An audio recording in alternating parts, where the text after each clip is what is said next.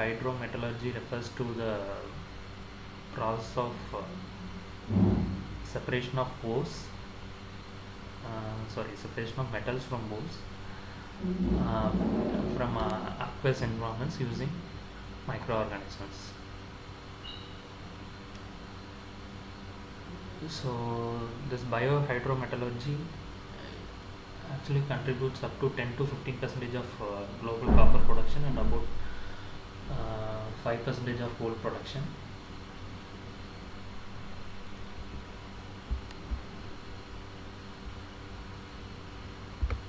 So these are the major interactions that are happening between the microbes and the heavy metals. So these interactions are believed to play a major role in the biohydrometallurgical processes, especially bioreduction, bio-oxidation, bio-leaching. These processes play a major role in the biohydrometallurgical processes. So we'll see how these microbial interactions are helping in the metal recovery from the ores.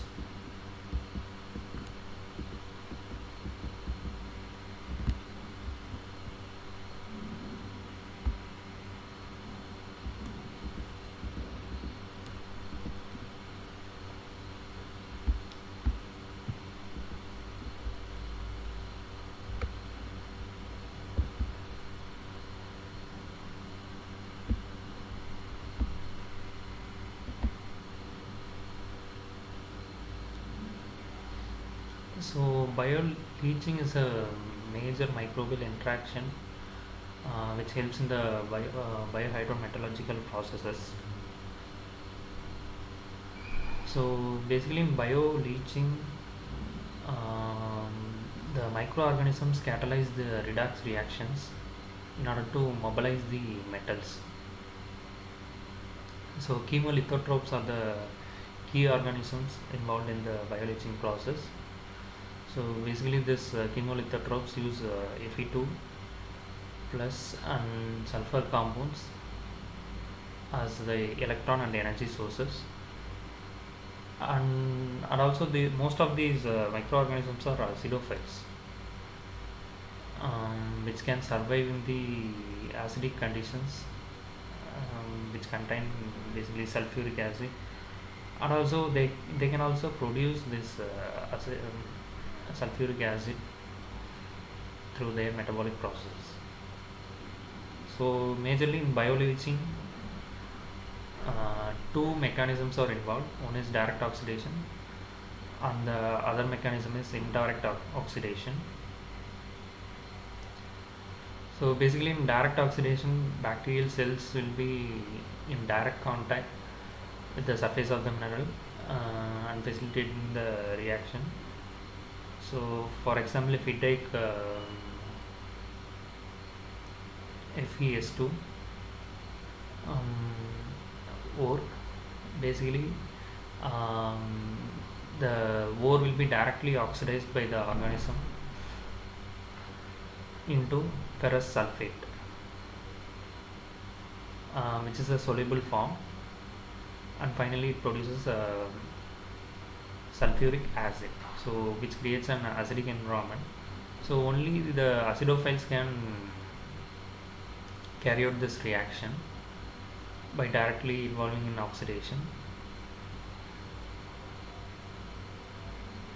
So additionally, if we take any other metal sulfides like covalite, chalcocite, sphalerite, galena, cobaltite, millerite, so all these metals can be converted into soluble form with the above mentioned mechanism. And in the case of indirect oxidation, what happens is the produced metal sulfides will help in the oxidation of the metal sulfide process. So this is called as a lixiviant. So in this process, the already solubilized metal will carry out the oxidation process and further solubilizes the metal present in the sulfide ore. So basically in bio leaching process, two different mechanisms are involved. One is direct oxidation and the other one is the indirect oxidation.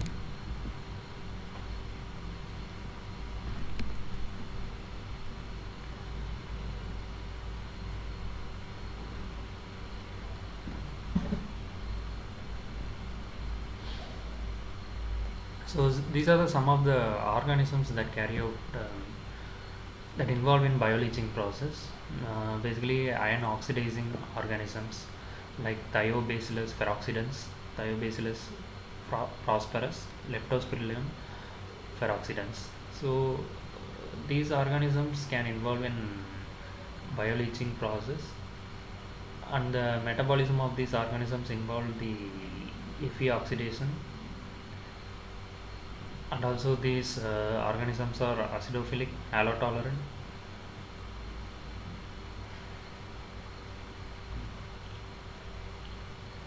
Along with that, the optimum pH of these microbial growth lies in the acidic pH, and the temperature range lies in the 20 in the range of 30 degrees Celsius. And moderate thermophiles like sulfolobus acidophilus, Leptospirillum thermoperoxidans are also involved in the process of bioleaching. But the temperature of these organisms can temperatures as high as 50 to 40 to 50 degrees Celsius, and they can also survive in the acidic pH range. Then comes the extreme thermophile like acidinous Brier light and Sulfurococcus yellowstoni. These are extreme thermophile and can survive in the temperature range of 45 to 75 degrees Celsius. And these organisms are also acidophilic and can thrive in the acidic conditions. And the other category of organism includes sulfur oxidizing bacteria. Sulfur oxidizing organisms like these organisms can also be classified into mesophile, moderate thermophile, and extreme thermophile.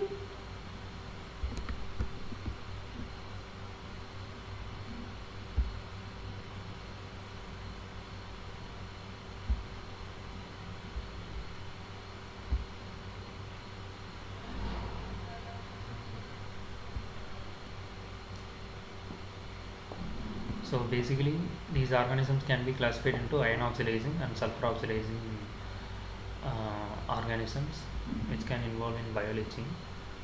And these organisms can survive in the acidic pH and also in a wide range of temperature conditions.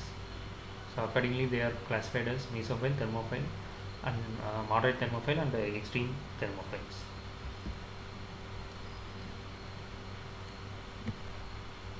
So there are different types of bioleaching. Let us learn about them one by one. The first type of bioleaching is heap or dump bioleaching.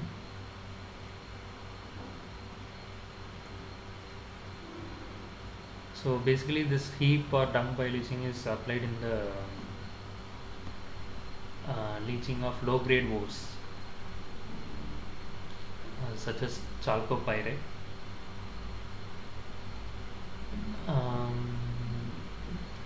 So these ores are like not so costlier, so they can be recovered with the help of dump bioleaching process.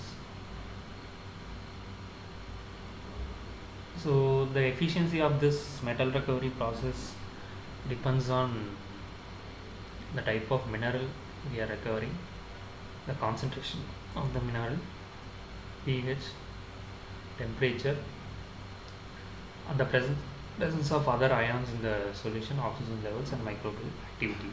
So all these factors determine the leaching of the mineral. And the key microorganisms involve Leptosporidium, Ferroplasma, Acidothiobacillus peroxidans, Sulfobacillus thermotolerans, Acidothiobacillus caldus, and thermophilic archaea. So these are the key organisms involved in the dung bioleaching. Mostly this process is carried out for low-grade ores. And the second category of process involved the in situ bioleaching. So mostly the in situ bioleaching will be carried for the extraction of valuable metals such as uranium. So in this process, the minerals are directly leached from the rock by injecting lixiviant solutions. So basically, this lixiviant solution will permeate the deposit and pumped back to the surface. So in this process, directly the microbial oxidation drives the metal extraction process. So in order to ensure the proper leaching of the valuable metals, we must provide the appropriate conditions such as redox potentials, pH, temperature, and metal ion concentration should be the optimum in order to achieve high mineral recovery. So the organisms include Acidothiobacillus species, Leptosporidium peroxidans, Sulfobacillus species, and the Acidimicrobium species. So these are the species play a major role in situ bioleaching. So basically, this in situ bioleaching is used for extracting valuable metals. So the microbes, the bioleaching solution will be consisting of the microbes along with the appropriate conditions. So this bioleaching solution will be injected to the deposit and then finally pumped back to the surface. So basically, for recovering high value metals like uranium, this process is being used.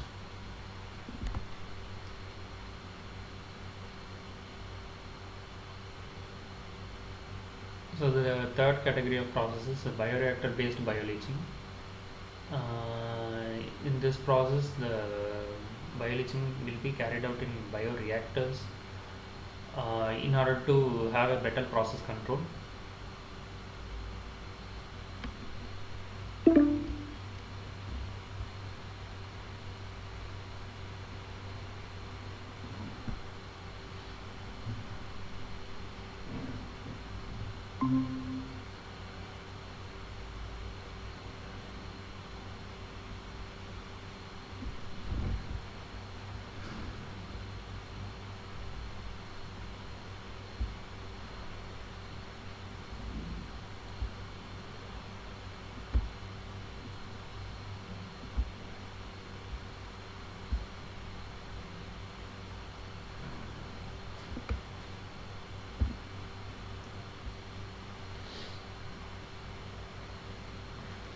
So basically, for the bioreactor based bioleaching, maintaining key factors such as slurry suspension, temperature, pH, and solid concentrations are necessary.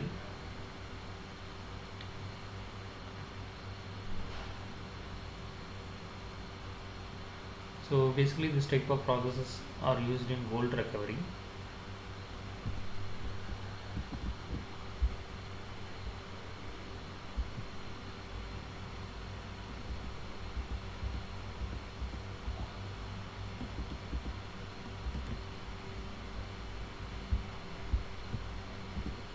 So what are the advantages and disadvantages of bioleaching? So basically, this bioleaching is a simple, cost-effective, and environmental-friendly method. and helps to reduce greenhouse gas emissions.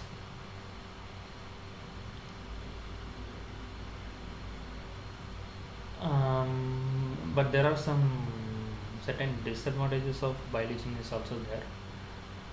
The process of bioleaching is very slow, and may also generate some toxic byproducts. So once the process is initiated, it is difficult to stop the process as there is no control over the process. So these are two major disadvantages of bioleaching.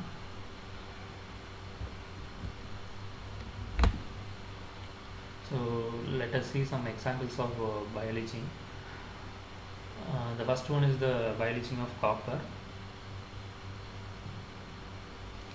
So basically, bioleaching of copper is done from dumps, waste dumps. So where the concentration of copper is too low, like in the range of 0.1 to 0.5% after the initial extraction.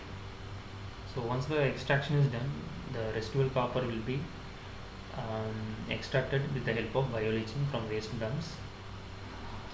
So the common copper ores include chalcopyrite, chalcocite, and coalite. So basically, dilute sulfuric acid is used to lower the pH of the waste dump and to promote the growth of acidothiobasilus and other iron or sulfur oxidizing microorganisms. The overall reaction includes the conversion of copper ore into copper,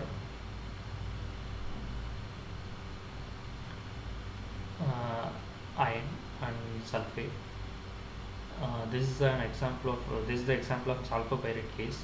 So in which the chalcopyrite usually has copper, iron, sulfide in it. So after oxidation, it will be converted into copper, iron, and sulfate ions. So after carrying this oxidation process, the copper will be recovered from the solution through precipitation, solvent extraction, or electrolytic. The second example is bioleaching of uranium. So basically, ores such as uraninite, pitchblende, and branerite are used for the bioleaching of uranium.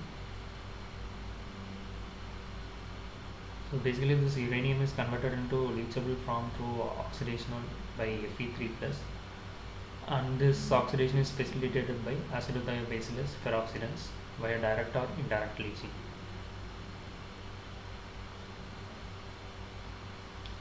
So basically, in this process, uranium oxide reacts with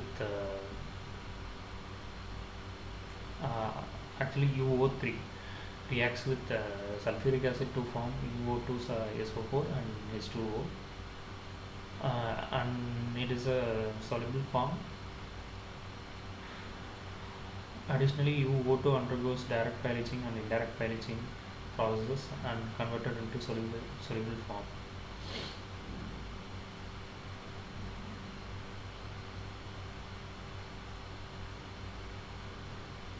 So if we take the case of Denison mine and the Elliott Lake district of Canada, so with the help of in situ bioleaching, more than 300 tons of uranium was recovered, which valued about $25 million in 1988 itself. So actually this example highlights the importance of bioleaching in uranium recovery.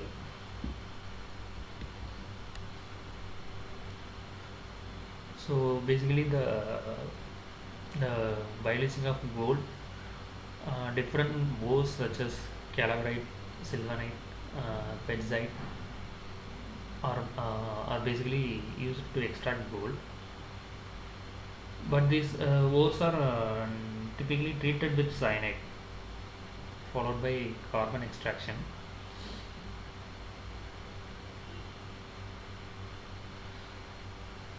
But and the gold ores which are embedded in minerals like ferrous sulfide or arsenic sulfide.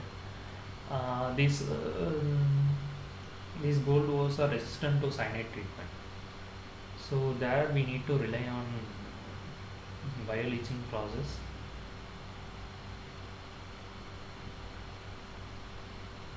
So these ores are initially bioleached using acidothioBacillus peroxidans in bioreactors to break down the resistant minerals. So after once bioleaching is done, the gold is extracted using cyanide extraction process. Then cyanide is removed from the ores through chemical or biological oxidation using SO2, hydrogen peroxide, or microorganisms such as actinomyces, Arthrobacter, Pseudomonas, and Thiobacillus.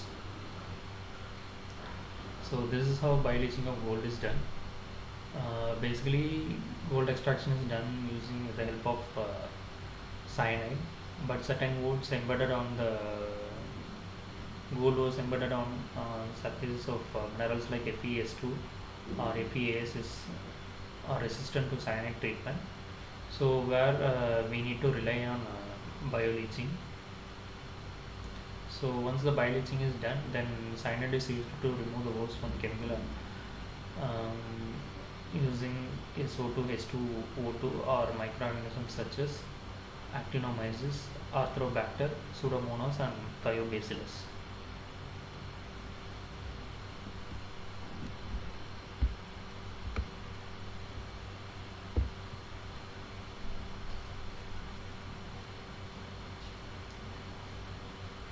The second application of microorganisms we'll be studying today is the phosphorus removal.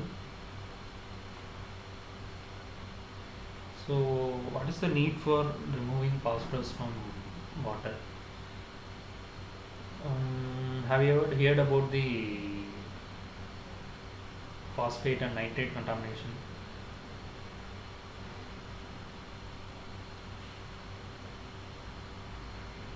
So basically, how this phosphorus and nitrogen enters into the water bodies.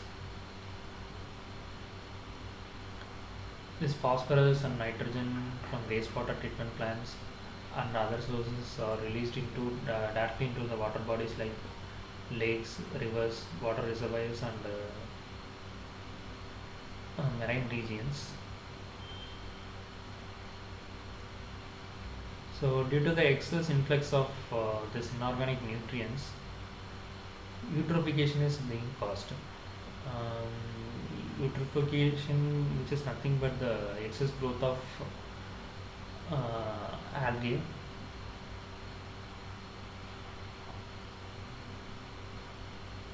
This is caused by the excess growth of algae, and due to which the nutrients and the other factors like light penetration are affected in a water environment, which ultimately leads to the death of organisms like fishes and other small organisms. So basically, this excess phosphorus and nitrogen uh, in the water bodies causes eutrophication.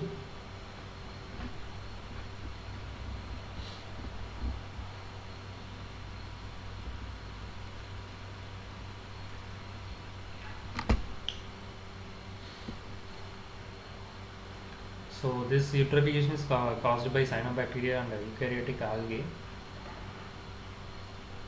So due to the excess growth of these organisms, the nutrients will be completely consumed in the water bodies, and it will also affect the homeostasis of the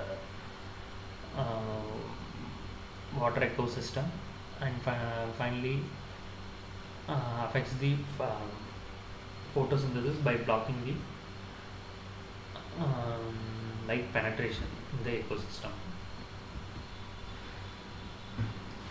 So, what are the toxic effects of eutrophication?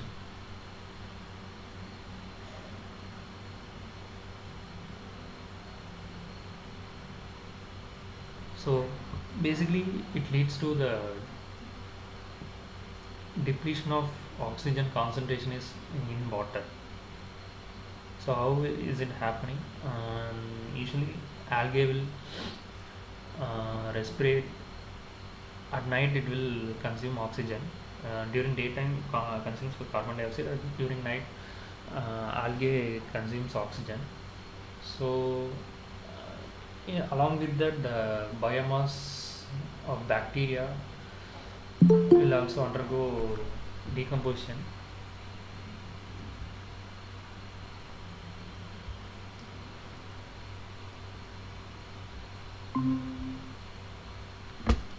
So what are the toxic effects of eutrophication? Basically, the oxygen concentration in water will be depleted. So how is it happening? Like so, algae will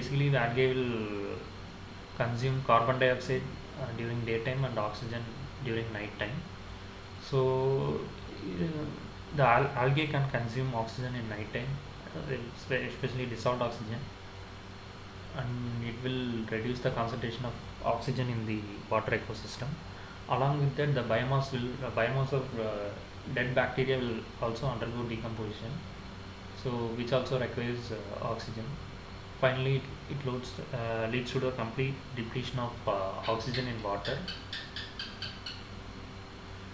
So due to the oxygen shortage, so the cyanobacteria will generate toxins.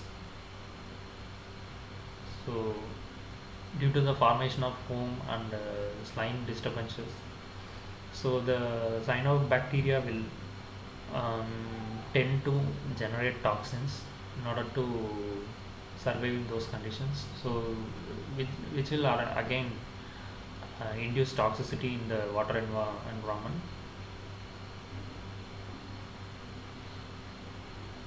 So along with that, the in absence of oxygen, nitrate will be reduced to toxic nitrite, and also the phosphate will be released from the sediments. So this is also a major problem with the eutrophication.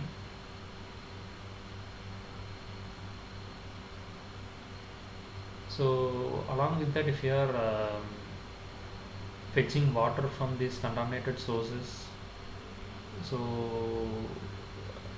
uh, we have to put more effort in order to purify the water. So yeah, these are the toxic effects of eutrophication processes. So what are the importance of phosphate? So we know that phosphate causes eutrophication. In that way, it is detrimental to water ecosystem. But what are the importance of phosphate?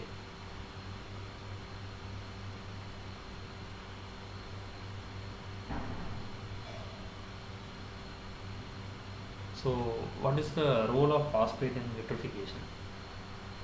So basically, in natural waters, the cyanobacteria present in the natural waters need not to rely on inorganic nitrogen or organic compound. So these microorganisms can assimilate nitrogen.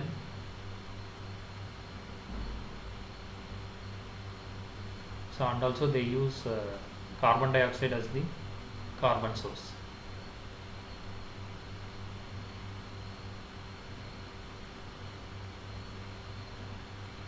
So if the phosphate concentration is beyond certain concentration, for say 10 microgram per liter, so it will also ultimately lead to eutrophication. So it is essential to keep the concentration of phosphate below 10 microgram per liter.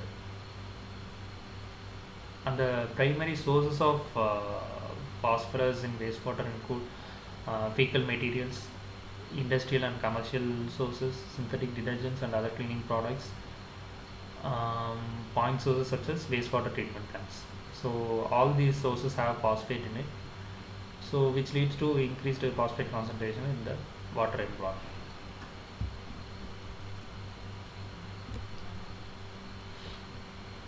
So coming to the microorganism mediated enhanced phosphorus removal.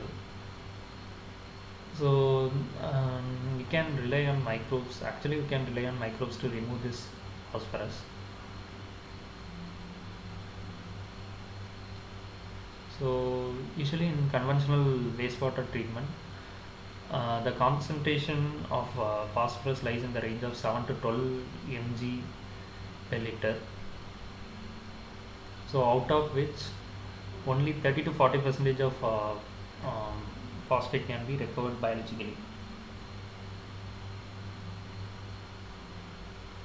So how this phosphorus is recovered? This is by the incorporation of phosphorus into the sludge, basically sorption through sorption, and the growth of biomass. For the growth of biomass also some amount of phosphate will be utilized. So however, in order to meet the regulations, above 90 percentage of phosphorus should be removed from the water. So which is in the range of 0.5 to 1 mg phosphate per liter. So if we take nitrogen compounds, they'll be in the dissolved state, and their removal is completely different from phosphorus removal.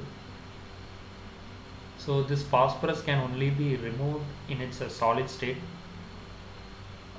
followed by sedimentation. So how we can achieve this process?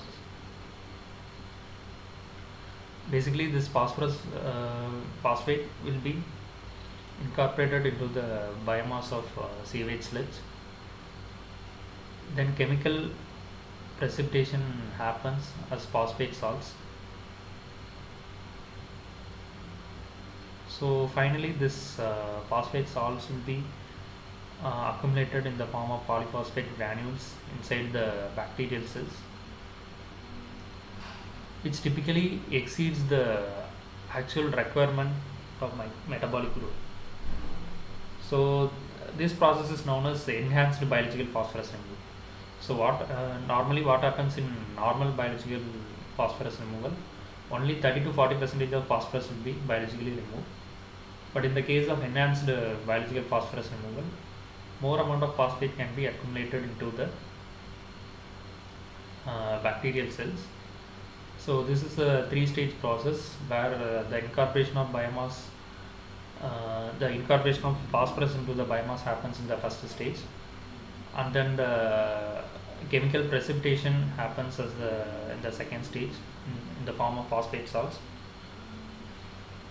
and in the third stage the phosphate salts will be accumulated in the form of polyphosphate granules into the bacterial cells. So in this way, more amount of phosphorus can be recovered from the water. So what are the organisms involved in it? So denitrifiers, microthrips, streptococcus, acumuli, bacter. These are the major organisms involved in the process of enhanced biological phosphorus removal. So the denitrifiers are facultative anaerobes, and these anaerobes are mostly active under anoxic conditions,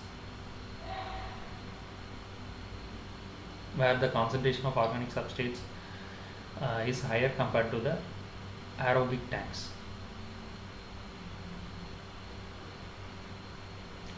And the second comes the microthrips. So these microthrips organisms are active across all the tanks, which means all anaerobic and aerobic conditions.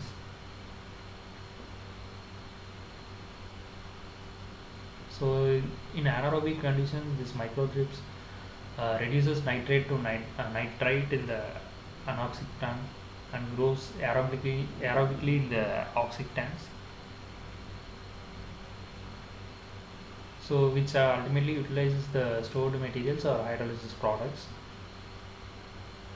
and also they produces exoenzymes which carry out the remediation process. In the case of streptococcus, it is a fermenter, usually thrives in the anaerobic conditions, but it also capable of growing in aerobic environments. And the fourth class of organism is Accumbly. They usually grow under anaerobic conditions, and this Accumbly releases orthophosphate, um, and they will consume the substrates that were stored as polyhydroxy alkanotes, and also in anoxic condition or a aerobic condition, Accumbly takes up orthophosphate and utilizes the stored energy for growth.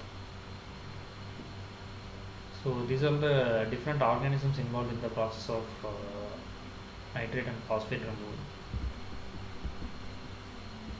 So let us have a brief recap of today's lecture. So initially we discussed about biohydrometallurgy process, which is nothing but the recovery of metals from their ores in aqueous environments with the help of organisms. So this process is termed as biohydrometallurgy. So basically this biohydrometallurgy contributes up to 10 to 50% of global copper production and 5% of gold production. So in the microbe metal interaction, there are various microbe metal interactions are there. So all these interactions are crucial for biohydrometallurgical applications. So basically bioreduction, biooxidation, and bioleaching processes play a major role in biohydrometallurgical applications.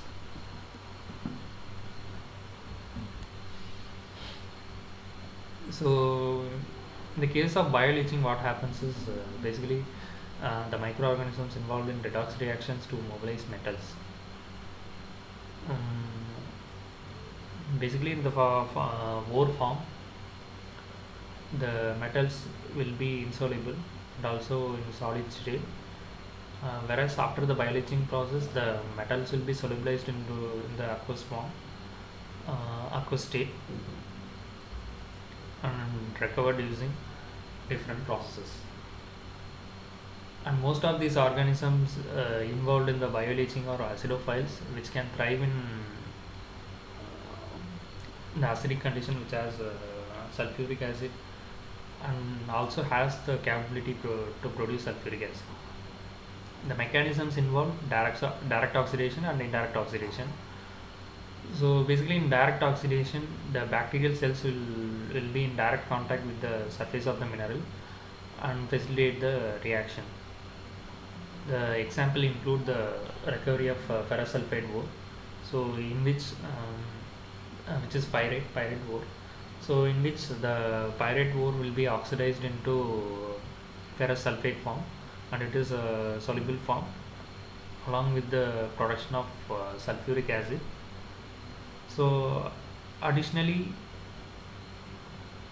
other metals such as covellite, chalkite, sulfide metals like covellite, sulfide ores like covellite, chalkite, chalcocite, sphalerite, galena, cobaltite, millerite can also be oxidized by metal oxidizing bacteria. So this is what happen in direct oxidation. In the case of indirect oxidation, the bacteria will produce a lixiviant which chemically oxidizes the sulfide minerals. In this process, the metal sulfide will be converted into metal sulfate with the help of intermediary products like ferrous sulfate, as we discussed in the direct oxidation process. So these are the two different mechanisms involved in the bioleaching process.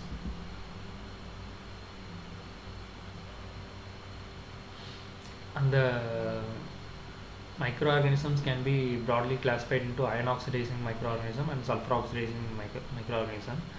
All these microorganisms can thrive in the acidic pH, and also they can survive in a wide range of temperature based on um, their taxon. So basically these organisms are classified as mesophile, moderate thermophile, and extreme thermophile. So this mesophile can survive the temperature range of 28 to 30 or 35, whereas this moderate thermophile can survive up to 50 degrees Celsius, and this extreme thermophile can survive up to 75 degrees Celsius.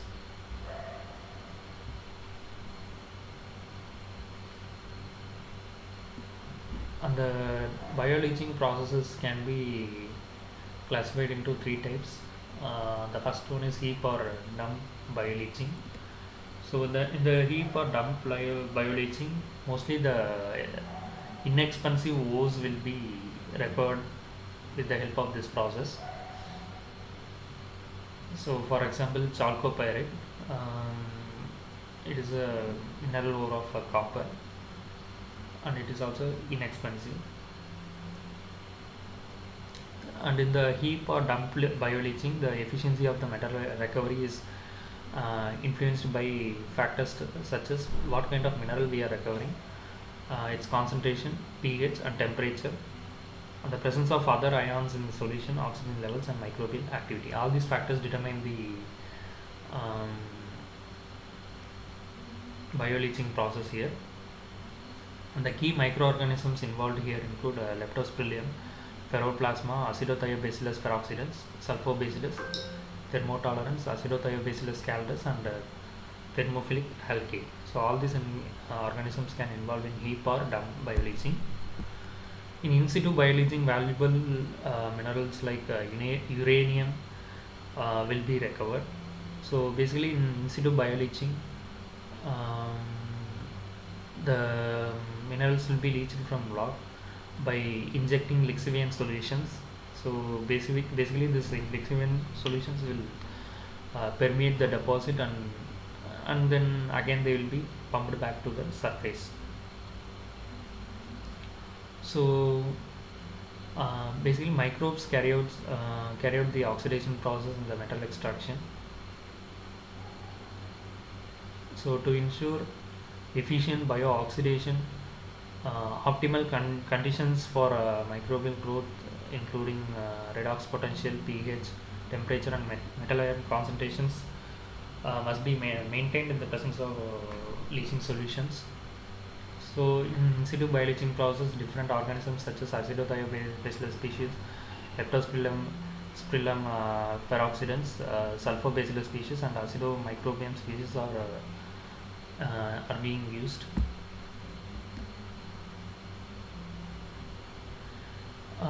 To have a better control over the bioleaching process, bioreactor based bioleaching is carried out. So in the bioreactor based bioleaching process, different key factors such as slurry suspension, temperature, pH, and salt concentrations are being maintained, and there will be better control over the bioleaching process. So mostly this bioreactor based bioleaching is used for gold recovery, enhanced gold recovery. And the leaching process also has its own advantages and disadvantages. So the advantages include it is a simple and cost effective process, as we are relying on microorganisms, and it is also a comparatively environmentally friendly process when compared to different chemical and physical processes involved in the mineral recovery. So ultimately it also helps to reduce the greenhouse gas emissions. And there are certain disadvantages of bioleaching process. The bioleaching process is slow and it may also generate toxic byproducts. So the another disadvantage is once initiated, it is difficult to stop the process as there is no control over the process. So these are some of the disadvantages of bioleaching.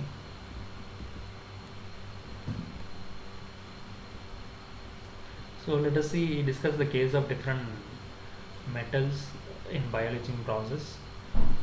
So first let us discuss about the copper bioleaching. So basically this copper is bioleached from waste dumps where the copper Where concentration. the Excuse me, sir. Yes. yes. Your screen is not visible. Oh, sorry. Yeah. Oh, sir. Yeah.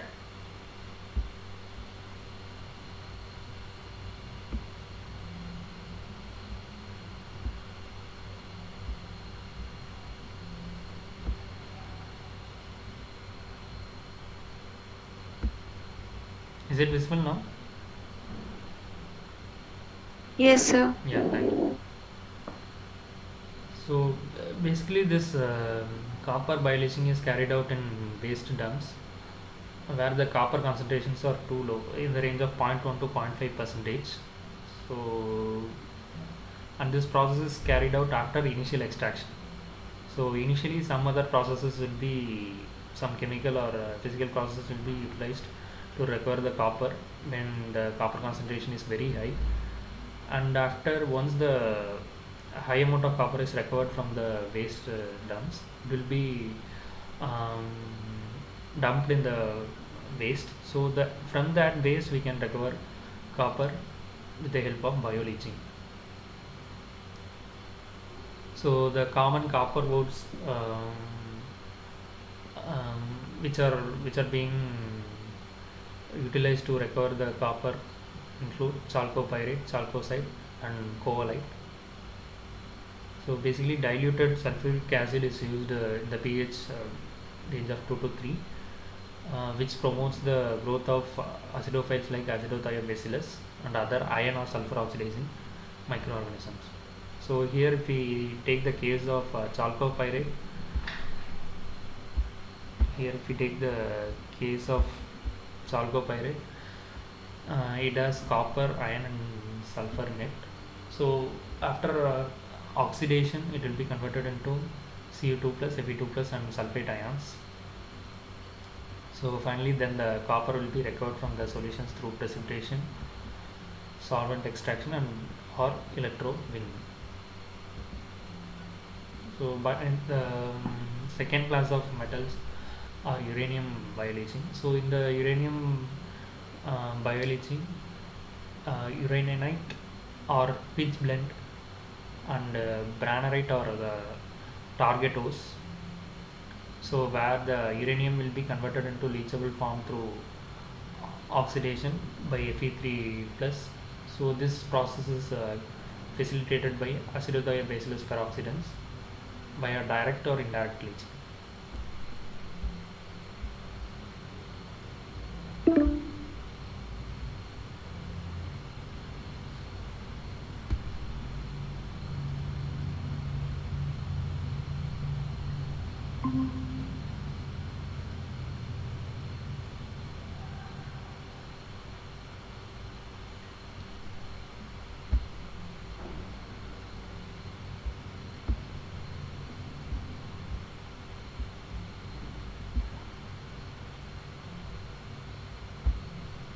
Yeah. So in the case of direct bioleaching, what happens is the uranium oxide will be converted into uranium oxosulfate. So this is carried out with the help of sulfuric acid and iron Fe2 plus. So in the case of indirect bioleaching, what happens is this uranium oxide will be converted into UO2 SO4 with the help of solubilized iron in the form of Fe2 ferrous sulfide.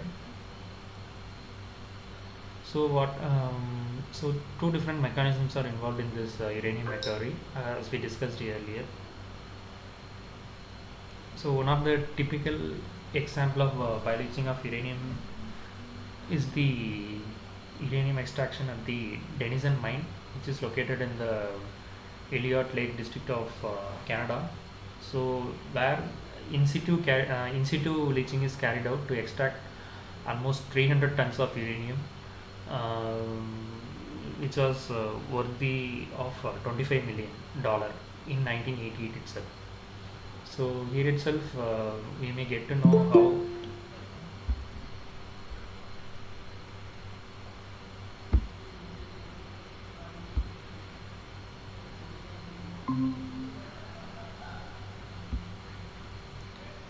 So with this typical example, we may get to know that how important is bioleaching process basically in recovery of valuable metals like uranium.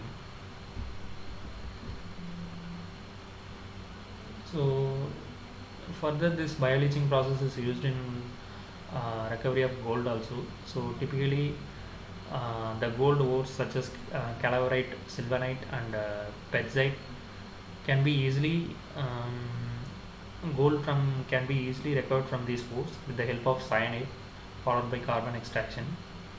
So, but there is some difficulty in recovering gold um, from the gold ores which are embedded in different minerals like FeS2 or FeASS. So these ores are resistant to cyanide treatment. So therefore, these ores will be first bioleached using acidothiobacillus peroxidans in bioreactors. So this process is carried out to break down the resistant minerals. So once the bioleaching is carried out, the gold will be extracted using the cyanide extraction process. So then the cyanide will be removed with the help of chemical or biological oxidation using SO2, um, hydrogen peroxide, or using microorganisms such as actinomyces, Atrobacter, Pseudomonas, and Thiobacillus.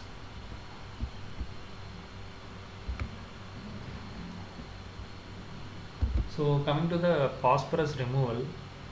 So before getting into the phosphorus removal, let us see the toxic effects of phosphorus in water environment.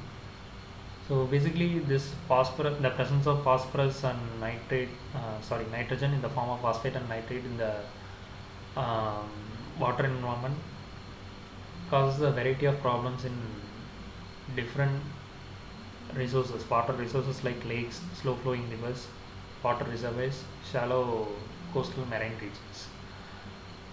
So, what does it cause in those environments? Eutrophication. So this eutrophication is nothing but the excess growth of cyanobacteria and eukaryotic algae. So this excess growth basically breaks the homeostasis in the water bodies. So by limiting the nutrients, dissolved oxygen, and also producing toxic byproducts. So through all these conditions, their eutrophication is creating problems in the different water resources.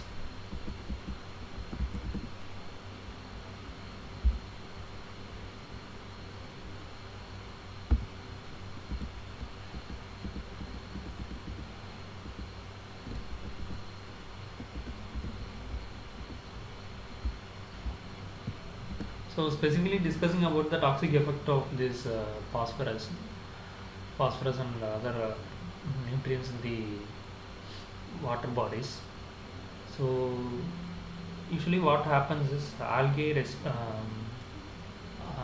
takes oxygen in the night, whereas during the daytime it consumes carbon dioxide, but in the night time algae respirates oxygen. So along with the respiration of algae, the decomposition of dead biomass also happens in the water bodies. So this causes the depletion of oxygen in dissolved, specifically dissolved oxygen in water bodies, and also it releases it leads to the release of hydrogen sulfate and other toxic products. So what this oxygen shortage is causing is it produces foam and slime disturbances on the water bodies. So to this stress, how cyanobacteria will reduce react is it will produce some toxins in order to survive in those conditions. So in this way, different toxins are released.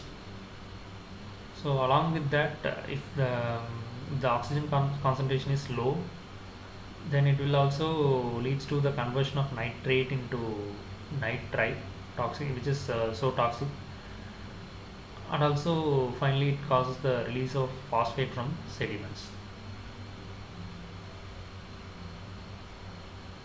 So these are some of the common toxic effects of eutrophication process. So along with that, if you are relying on water bodies which are highly eutrophied, then we need to put a lot amount of effort to in order to purify the water. So that is one difficulty with the eutrophication process. So how phosphate is contributing to this eutrophication?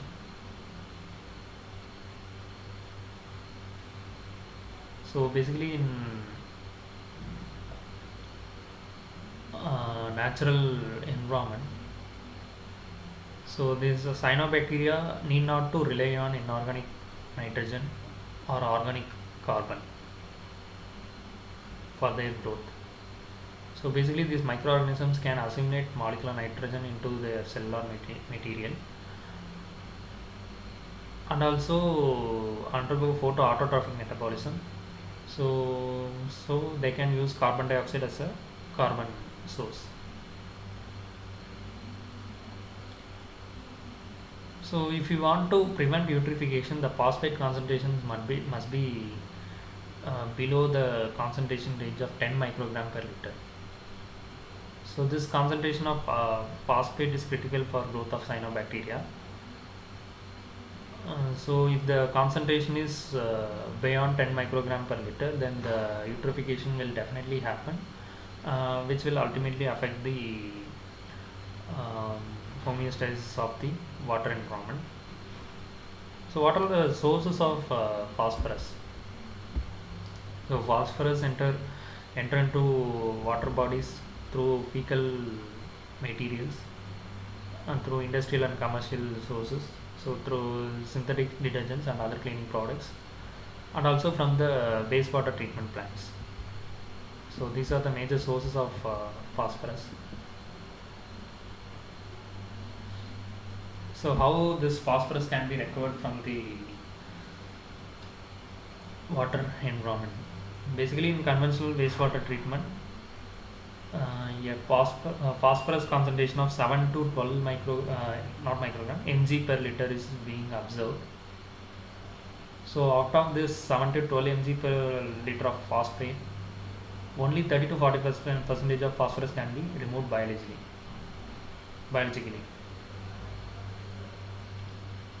So how is it happening? So it is happening through the incorporation of phosphorus into primary sludge and the growth of biomass. But if we in order to meet the regulations, over 90% of phosphorus must be removed from this water bodies. So which will ultimately lead to permissible limits of 0.5 to 1 mg phosphate per liter. So what is the problem with the phosphorus removal? Why only 30 to 40% of phosphorus can be removed?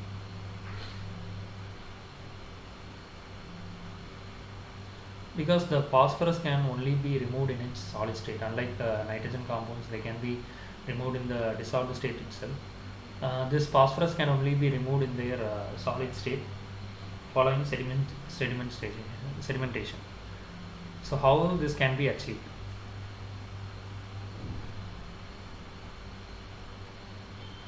So first step is the incorporation of biomass into the sewage sludge. Incorporation into the biomass of sewage sludge. So incorporation of phosphorus into the biomass of sewage sludge is the first step. Then the chemical precipitation of phosphorus as phosphate salts. This will lead to the precipitation of dissolved phosphorus into phosphate salts. So finally, the phosphate salts will be accumulated into the cells in the form of polyphosphate granules, so which will typically exceeds the concentration which can be removed by normal biological process. So this process is known as enhanced biological phosphorus removal. So in normal phosphorus removal, the what happens is phosphorus will be incorporated into the primary sludge, and some of the phosphorus will be utilized for the growth of biomass. But in the case of enhanced biological phosphorus removal, three steps are involved. So the first step involves the incorporation of phosphorus into the biomass of sewage sludge, and the second step involves the chemical precipitation as phosphate salts, and the third step involves the removal of phosphate in the form of polyphosphate granules.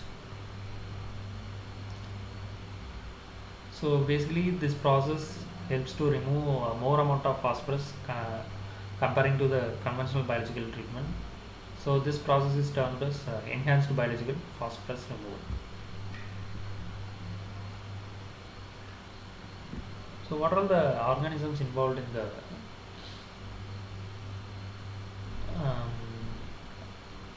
treating eutrophied waters?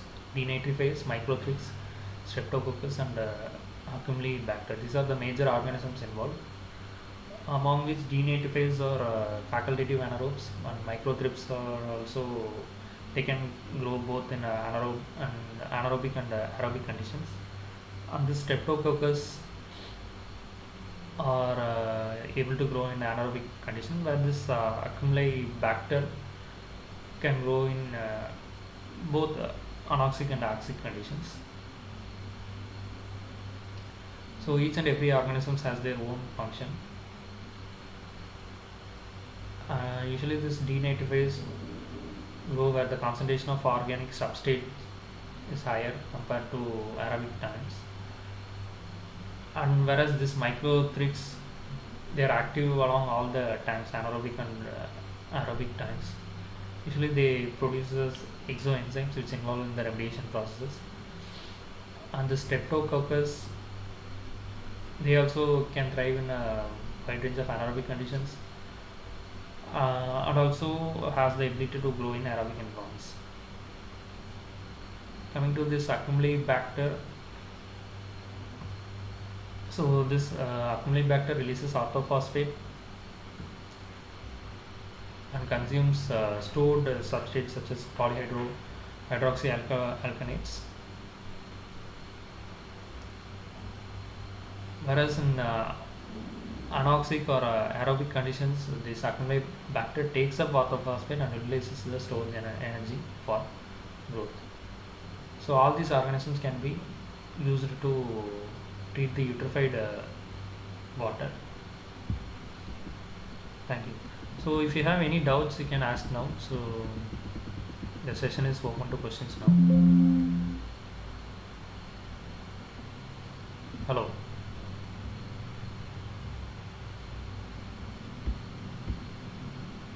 Yeah, if you have any doubts, you can ask now.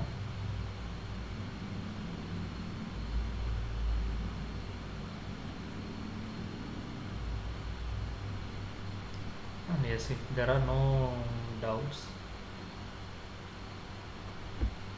yes, if there are no doubts, then we can close the session right now.